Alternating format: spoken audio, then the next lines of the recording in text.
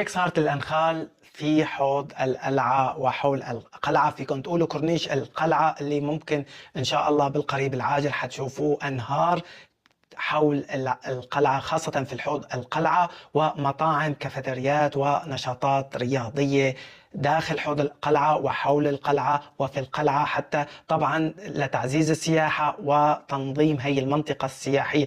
زرع الأشجار بهي الطريقة الحلوة لتعطي صورة كتير حلوة عن حلب وحول حلب. طبعا كورنيش القلعة اللي هو الدائري هذا مثل الحوض على حول القلعة، اللي راح يكون كله شجر النخيل، اللي بتعرفوا انتم شجر النخيل اللي يعني من المنطقة السورية، اللي راح يعبي طبعا راح يعطيها أكثر جمال للقلعة. وإن شاء الله يعني شغلات جدا حلوة. أيام الناس المتشائمين شيلونا من التشاؤم، سوريا وحلب جايها يعني خير إن شاء الله، واستثمارات ضخمة لسوريا كافة ولحلب خاصة إن شاء الله، ما بيعلموا إلا الله. احفظوا انشروا هذا الفيديو ولعيونك يا حلب.